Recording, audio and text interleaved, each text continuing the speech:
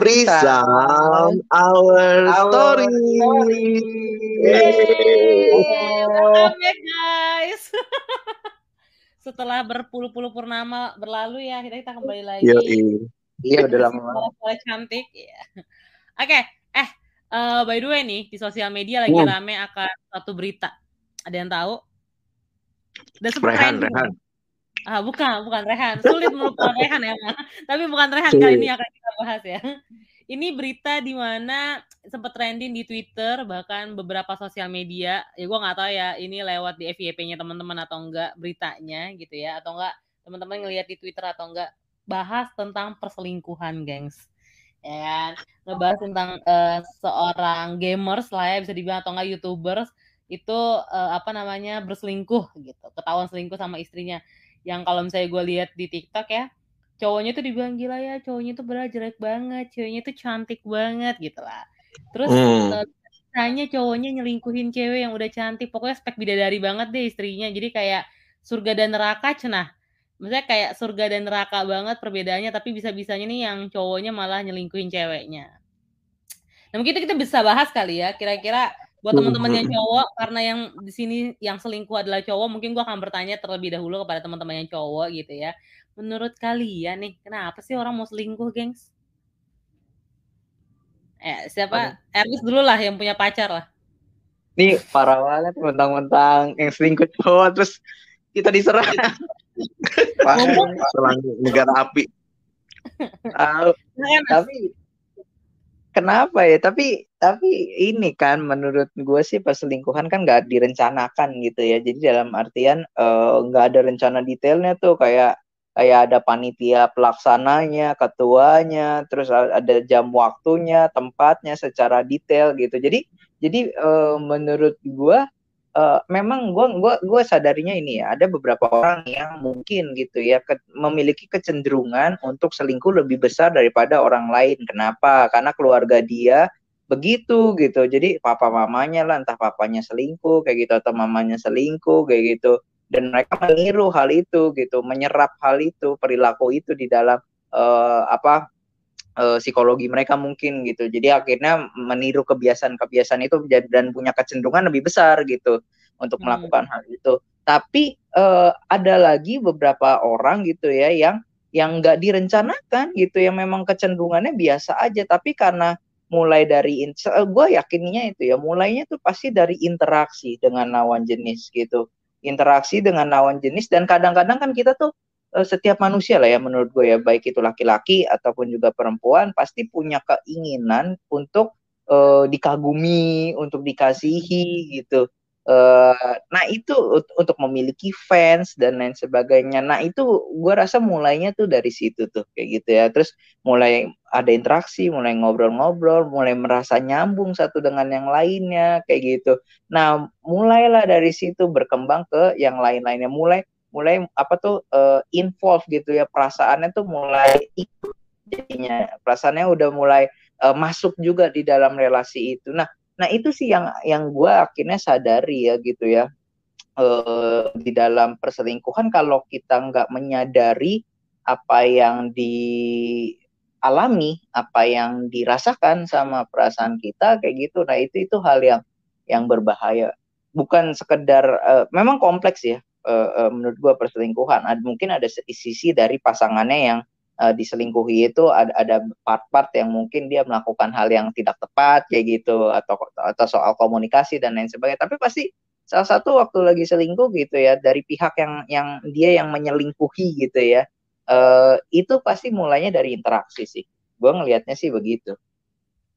Oke. Itu kompleks sih. Kata Bang Alex pasti ketemu nih banyak kasus-kasus juga nih yang kayak gini nih. Tapi bentar, sebelum Bang Alex ngomong, gue disclaimer dulu bahwa kita setuju ya bahwa yang selingkuh itu tidak berarti hanya laki-laki ya. Maksudnya gue melihat bahwa kan kesannya kayak nanti kita menuduh laki-laki adalah orang yang selalu selingkuh gitu. Tapi kita sama-sama paham bahwa ngomongin perselingkuhan ini nih nggak berarti cuma cowok doang, cewek juga ada kok yang selingkuh gitu ya. Jadi bukan berarti kita tim yang mengatakan bahwa cowok dalam satu hubungan udah pasti selingkuh. Itu kan sebenarnya keputusan ya, kalau menurut gue itu adalah hasil. Jadi jangan sampai teman-teman berpikir emang cowok tuh tukang selingkuh gitu, karena ada aja yang bilang bahwa laki-laki tuh tukang selingkuh gitu. Ada aja sih cewek juga yang suka selingkuh gitu. Oke, selanjutnya Bang Alex, gimana Bang pandangan lo Bang? Wah, ini berat banget ini pertanyaannya.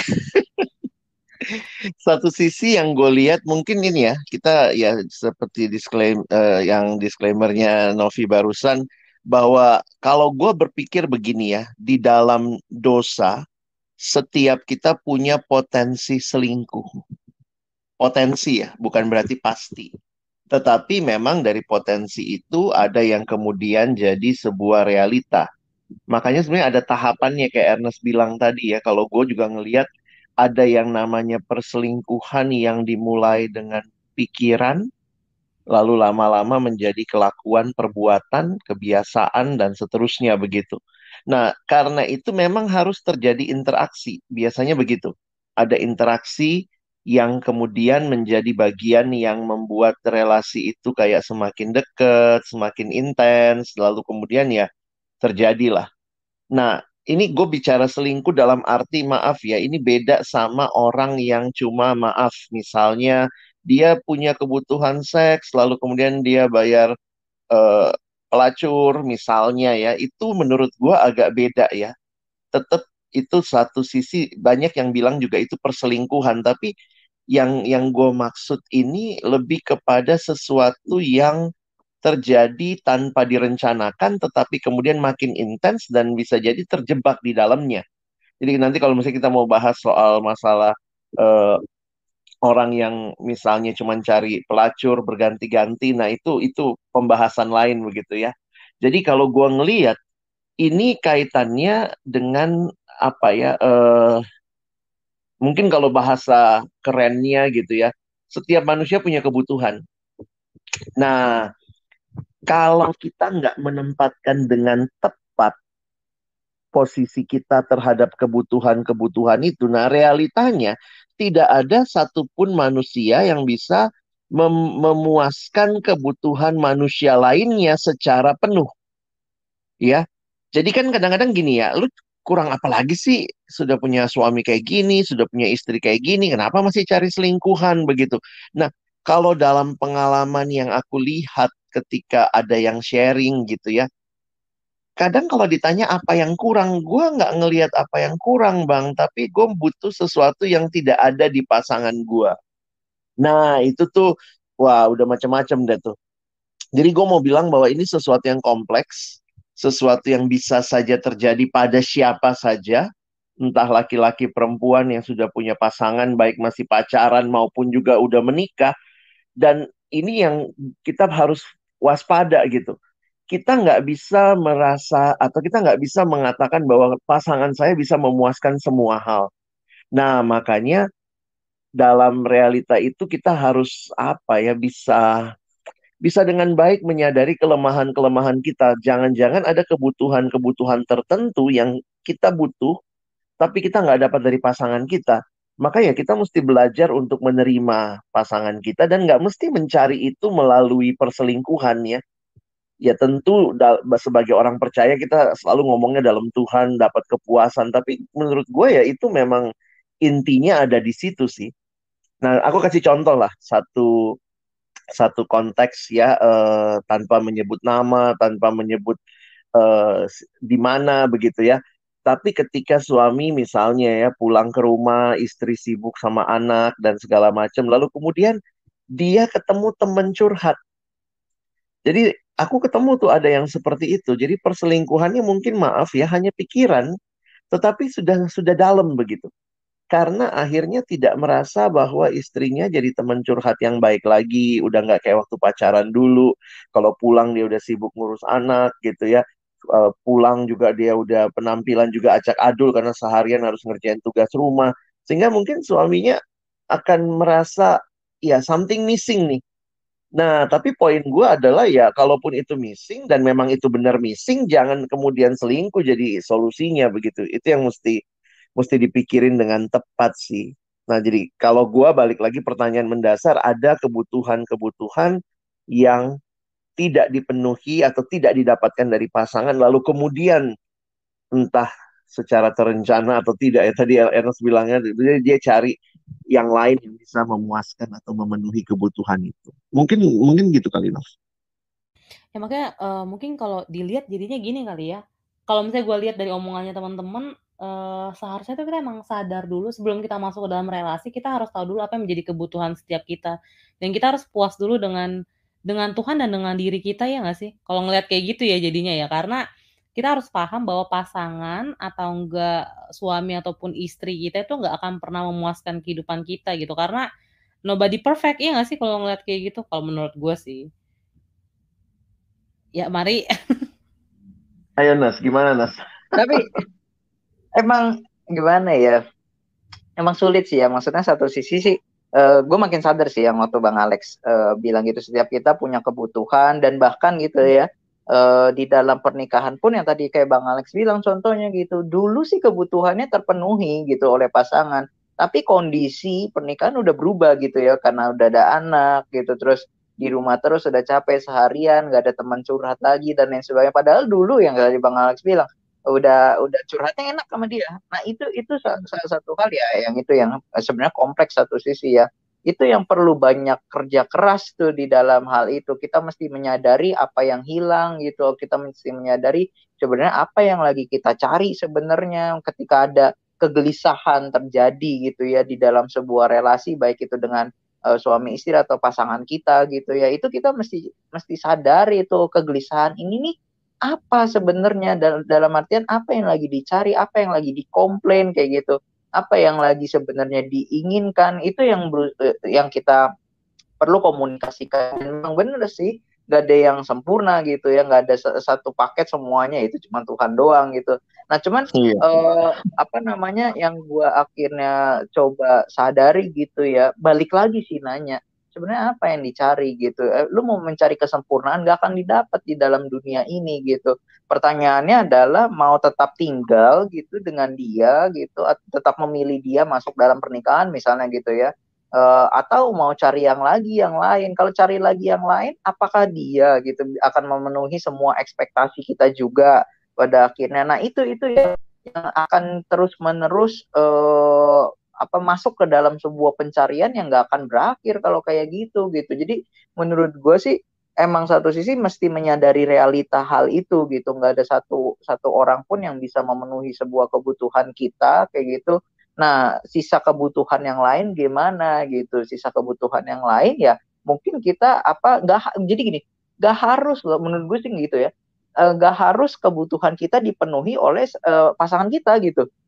Jadi kita selalu mikir pasangan tuh harus memenuhi semuanya gitu. Tapi mungkin bisa jadi kebutuhan kita bisa dipenuhi oleh komunitas misalnya gitu dan lain sebagainya. Nah, tapi kita selalu mikirnya gitu. Oh, kalau misalnya kita ketemu sahabat gitu ya, ya harus nih masuk dia jadi milik gua nih kayak gitu supaya akhirnya penuh diri gua. Nah, itu kali ya yang gua kepikiran sih gitu ya.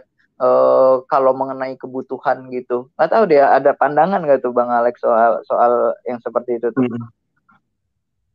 Kalau gue akhirnya ngelihat gini ya, ini dalam beberapa kali misalnya sharing dengan orang-orang yang punya pergumulan seperti itu, memang sharingnya simpatik loh, jujur aja ya. Jadi kayak begini ya, kalau kita nggak punya boundary, kita nggak punya prinsip, kita jadi ngerasa gitu. Iya juga ya, iya sih istrinya sih nggak memenuhi kebutuhannya dia. Jadi kita tuh jadi kadang ya pantas aja selingkuh gitu kan. Habis marah mulu misalnya, atau suaminya mukul mulu, istrinya chatting sama orang lain deket misalnya gitu. Jadi kalau kita nggak sadar juga, kita akhirnya juga bisa sangat empati ya sebagai orang yang mendengar cerita tuh ya. Kita bisa sangat empati sama salah satu pihak. Nah, tapi memang seperti yang Ernest bilang tadi, itulah ya kita manusia berdosa selalu punya kebutuhan dan kita berusaha cari itu dari semua hal. Nah, saya pikir kalau gini ya, kalau nanti kita makin dewasa dalam relasi, makin dewasa dalam iman gitu ya, maka kita akan melihat, aku setuju sama Ernest ya, tidak semua kebutuhan kita harus dipenuhi hanya lewat pernikahan. Tentu ada kebutuhan-kebutuhan yang nggak tergantikan karena pernikahan tuh eksklusif banget ya. Misalnya kebutuhan seks, ya udah sama pasangan kita aja. Jangan bilang, wah seperti prinsip bahwa tidak semua kebutuhan lalu dia cari sama yang lain, nggak bisa gitu. Itu eksklusif ya. Ada hal-hal yang eksklusif banget. Nah, tapi misalnya kebutuhan akan misalnya ya untuk beberapa orang yang belum dikaruniai keturunan gitu ya, itu kan hal-hal yang misalnya kebutuhan menyayangi anak gitu, atau bisa kita salurkan lewat keluarga besar, lewat misalnya misalnya komunitas begitu. Nah, cuma gue ngelihatnya gini, kalau kita makin bertumbuh dewasa, maka pertanyaannya mulai kita ubah sih harusnya ya. Bukan merasa lihat apa aja sih kebutuhan gua dan bagaimana cara memenuhinya, tetapi apa sih kebutuhan juga pasanganku dan bagaimana saya juga bisa berusaha memenuhinya. Atau kalau saya nggak bisa, berarti saya harus berikan space untuk pasangan saya memenuhi kebutuhan itu. Nah, itu tuh yang menurut gua ya dosa itu kan kita sangat self-centered ya. Kalau kita makin bertumbuh, harusnya arah ngelihatnya tuh udah mulai beda gitu. Jadi nggak tahu sih, kalau gue ngerasa ya itulah pergumulan perjuangan kehidupan berpasangan itu sih. Mungkin gitu kali. Oke. Mungkin ngomongin perselingkuhan itu emang agak kompleks ya, agak ribet gitu. Misalnya pasti punya banyak alasan lah ya orang-orang akhirnya memilih untuk selingkuh. Karena menurut gue selingkuh itu adalah pilihan hasil, tapi dari hal-hal yang banyak gitu ya. Jadi itu kan agak rumit untuk kita mengorek satu-satu. Tapi mungkin yang paling bisa kita lihat adalah kira-kira nih ketika kita diselingkuhi gitu ya kan, kalau misalnya kita yang menyelingkuhi itu beda lagi. Kalau kita diselingkuhin kira-kira apa yang harus kita lakukan ya Bang? Kalau misalnya nih gua ngelihat balik lagi ke case yang tadi gitu ya, akhirnya kan dia jadinya kayak mabuk-mabukan atau enggak dia jadi pasti ada banyak hal yang terjadi, entah dia jadinya insecure dengan dirinya atau dia marah segala macam. Tapi sebagai anak Tuhan nih, kira-kira apa sih yang perlu kita lakukan ketika kita diselingkuhi? Apa tuh? Ayo, Ernest gimana nih? Sebagai yang Ada pernah satu menyelingkuhi atau diselingkuhi? lo korban atau pelaku lo, Nas? Tapi ini susah banget serius kayak gitu ya. Kalau kita yang diselingkuhi seperti itu ya, karena pasti hancur hati lah siapapun lah, baik itu cowok, baik itu cewek kayak gitu, pasti bener-bener hancur hati kayak dihianati. Karena kan yang tadi Bang Alex bilang pernikahan itu kan eksklusif begitu ya. Apa ketika akhirnya itu jadi di apa bukan nggak eksklusif lagi gitu ya. Nah itu ya kalau jawaban simpelnya kan kayak memaafkan dan lain sebagainya. Tapi untuk sampai proses apa titik itu prosesnya panjang tuh kayak gitu. Untuk percaya lagi, bagaimana benar-benar akhirnya ngelihat pasangan kita serius, melakukan perubahan-perubahan, bertobat kayak gitu. Nah itu kan proses yang panjang untuk mendapatkan merebut hati dari pasangan kita lagi gitu ya. Ya sama kayak memaafkan orang lain gitu ya. Cuman ya mungkin perlu belajar terbuka kayak gitu ya. Apa bukan berarti ketika dia udah janji gitu pasangan kita nggak akan selingkuh, dia ke depan nggak akan selingkuh lagi gitu. Potensi itu kan selalu ada, yang Bang Alex bilang kan, potensi itu selalu ada. Tapi mungkin berusaha untuk mengerti realita kehidupan kali ya gitu, salah satu hal. Nah yang menerima itu part of this world gitu, part of reality, hal tersebut gitu. Jadi kalau suatu waktu terjadi lagi ya memang realitanya begitu. Cuman gimana ya, menurut gue tetap kita kan nggak setuju dengan perselingkuhan siapapun, itu nggak setuju gitu. Tapi ketika kita berhadapan dengan hal itu ya responnya ya komunikasi lagi, kenapa sih lu selingkuh dan lain sebagainya. Nah itu ngomongnya enak gitu ya, waktu kita bilang kenapa sih lu selingkuh dan lain sebagainya, tapi pasti ngomongnya nggak pakai nada yang kayak gini nih kayak gitu, tapi teriak, oh lu udah gue kasih semua dan lain, apa yang kurang dari gue, dan nah kayak gitu deh. Nah itu jadinya ya itu kali ya. Gue juga bingung tuh, nggak ada saran yang terlalu list tips-tips melewati perselingkuhan kayak gitu. Nah itu sulit deh kayak gitu. Ya, karena kita belum pakar di bagian ini, mungkin kita bisa bertanya langsung kepada Bapak Pendeta Alex Nanlohi. Silakan. Aduh, inilah yang susah ya. Kalau akhirnya memang melihat ini realita yang sulit. Nah, gue pikir sih dua hal ya. Mungkin yang Ernest bilang gue coba simpulin aja. Yang pertama, yang positifnya adalah bangun lagi komunikasi walaupun nggak mudah.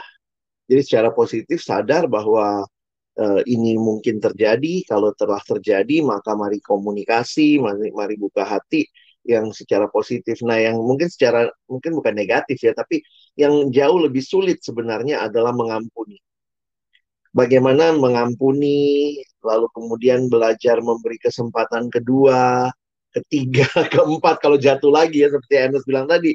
Karena memang apa, keterikatan, apalagi kalau itu emosional, dan sudah cukup lama, itu bisa dalam tuh. Nah, mengampuni, lalu tidak mengingat-ingat, atau berusaha untuk tidak. Jadi kadang-kadang gitu ya, waktu kita marah, kita kesel, kita curigaan, kalau kita yang diselingkuhi ya. Jadi kayak merasa, paling dia juga lagi selingkuh lagi begitu. Dan jangan sampai seperti yang ya selebriti kita ini lakukan, merusak diri, lalu membalas dendam. Emangnya lu doang yang bisa selingkuh, kesannya begitu. Nah, bagi aku tuh sebenarnya itu bukan pilihan-pilihan Kristiani ya. Kita memang diminta untuk mengampuni, seperti Yesus mengampuni perempuan yang berzina. Pertanyaannya, di mana laki-lakinya waktu itu ya? Sebenarnya kan nggak mungkin berzina seorang diri ya. Nah, tapi kalimat Yesus bagi aku sih menarik ya. Pergilah dan jangan berbuat dosa lagi. Berarti dia punya kesempatan untuk hidup benar, pergilah, hidup benar, tapi kemudian ya dia harus menerima pengampunan. Nah, seringkali yang sulit adalah kita benar-benar seperti Yesus memberikan kesempatan untuk berubah dan belajar mengampuni, bukan mengingat-ingat atau mungkin terus-menerus menuding begitu.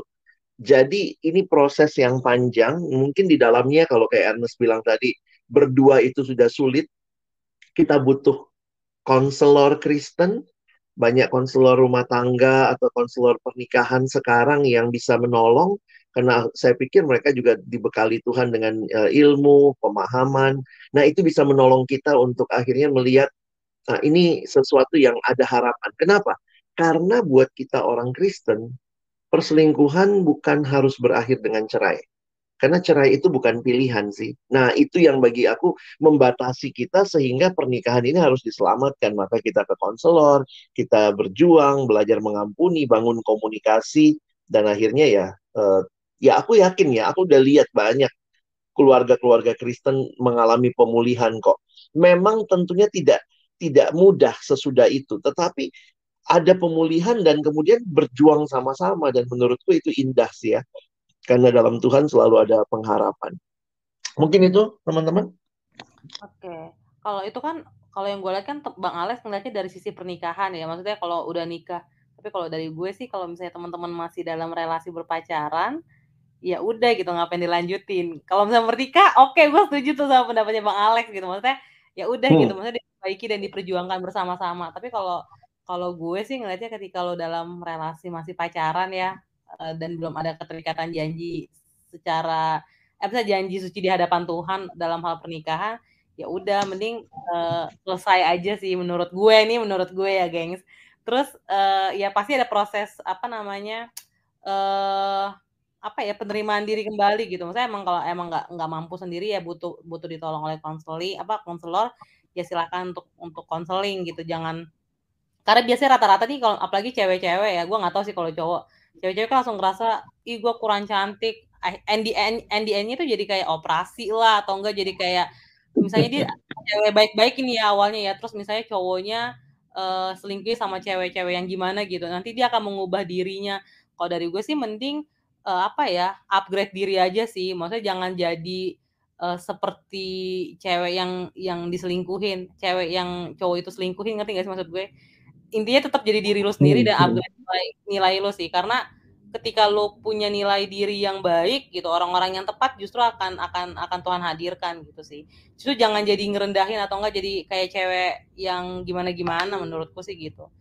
Itu menurut pendapat gue. Tapi menurut lu gimana, Bang? Kalau gue sih di titik ketika lo belum nikah, lo mending putus aja deh, karena apa namanya, selingkuh habit sih menurut gue. Ya karena maksudnya ketika lo udah pacaran, lo udah tahu cowok lo selingkuh, yang ngapain lagi nikah? Lu gimana sih, Bang? Gue nggak tahu menurut lo gimana. Semua konteks sebenarnya perlu dipikirkan. Jadi bukan berarti, menurut gue ya, bukan berarti hanya satu pilihan. Kalau dalam kaitan pacaran pun, maksudnya gini, ada ada orang-orang yang memang harus, jadi perlu melihat lebih luas. Jangan-jangan memang ini bagian yang Tuhan biarkan atau izinkan, tapi juga jadi kalau kayak Novi tadi kan kayaknya langsung, pokoknya kalau selingkuh enggak gitu. Yang bagi beberapa orang dalam konseling yang aku temui nggak mudah juga untuk langsung stop ya. Nah, makanya itu perlu dilihat dalam jangka waktu. Jadi poinnya adalah prosesnya yang harus jelas. Kalau ternyata dia jatuh, kemudian dia dilayani, tapi kemudian sesudah itu dia mengulangi lagi atau terus-menerus jatuh, bagi bagi aku sih mesti waspada tuh. Ya, jadi jangan jangan kemudian merasa bahwa ya udah kita selesai aja. Bukan hanya itu pilihannya. Nah, tapi dalam banyak kasus, nah ini memang mesti dilihat kasus per kasus ya. Ada orang-orang yang kalau selingkuhnya seperti apa ya langsung aja udahlah selesai juga ya. Makanya kalau menurut gua sih prinsip boleh punya, tapi sebenarnya harus dilihat case by case sih, Nov. Itu intinya sih. Iya sih, karena harus ngeliat dulu ya, misalnya definisi selingkuh tiap orang juga beda-beda sih sebenarnya. Iya. Kayak selingkuh, misalnya buat gue selingkuh tuh ketika dia seperti A gitu, tapi buat orang A juga pasti belum selingkuh. Ya, maksudnya definisi selingkuh juga harus jelas dulu sih. Nah, itu yang gue temui dalam banyak kasus. Nah, definisinya tuh beda ternyata. Oh, ini yang dia maksud selingkuh. Nah, itu gue mesti kayak clearkan. Misalnya dia chatting rutin dengan seorang, langsung dibilang itu selingkuh gitu.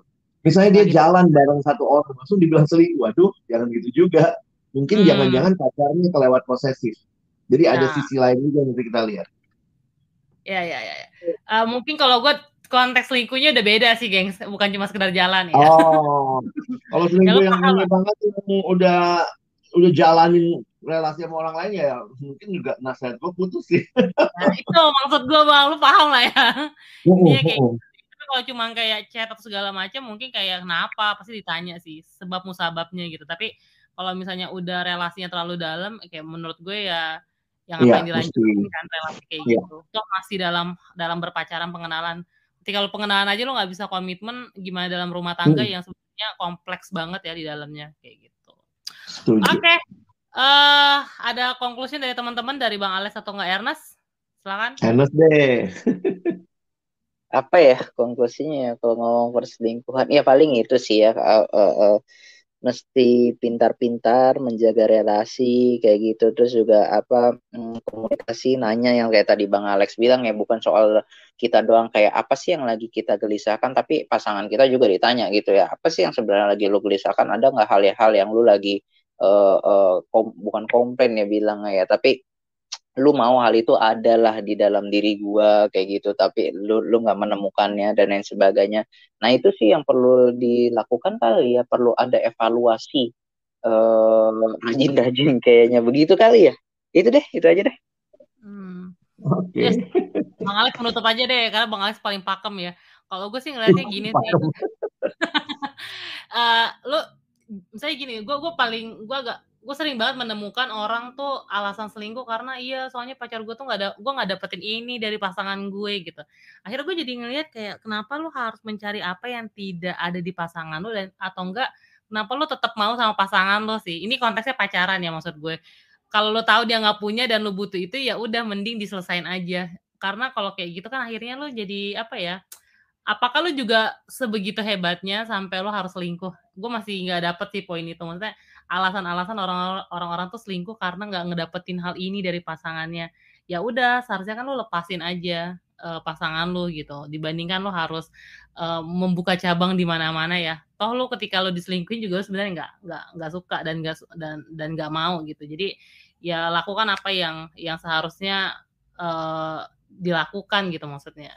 Kan nggak enak ya kalau diselingkuhin ya, jadi jangan selingkuh lah. Ngapain sih selingkuh? Itu sih menurut gue. Oke, jadi mungkin kali ini agak panjang, tahu-tahu muncul kita panjang gitu ya, karena topiknya juga luar biasa. Nah, teman-teman, ini jadi satu pembelajaran buat kita untuk waspada, dan juga kalau ada di sekitar kita yang mengalami hal seperti itu, kiranya kita bisa jadi sahabat yang juga menolong, mendoakan, memberi pertimbangan, tapi memang pada akhirnya harus mereka yang ambil keputusan ya, apa yang mereka mau lakukan setelah diselingkuhi misalnya. Dan bagi mereka yang masih pacaran, ya pilihannya ada, tapi buat yang sudah menikah, tentunya kita tahu ya bahwa tidak seharusnya ada perceraian. Nah, ini mesti jadi perjuangan seumur hidup. Memang akhirnya kita sadar bahwa kita bukan orang yang setia. Kalau tanpa pertolongan Tuhan, kita nggak akan mampu buat setia. Jadi itu bukan berarti excuse ya, wah kata Bang Alex nggak apa-apa, manusia memang nggak setia, jadi boleh dong selingkuh. Enggak ya. Ini justru menjadi peringatan buat kita untuk benar-benar hidup dalam Tuhan, hidup dalam komunitas anak Tuhan, jaga hidup kita sehingga boleh jadi berkat, termasuk juga bagi orang-orang di sekitar kita. Oke, mungkin segitu dulu untuk episode Friend Sound kali ini. Jadi teman-teman yang mau kasih masukan, mau untuk berbagi, atau ada topik-topik yang teman-teman pengen angkat, silakan ya. Bener ya Nov ya, kita bisa terbuka, silakan DM aja. Kita punya Instagram. Enes masih ingat nggak Instagram kita? Masih friendsound.id. Oke, friendsound.id, dan nantikan episode-episode berikutnya bersama kami di Friendsound. Thank you teman-teman. Sampai jumpa.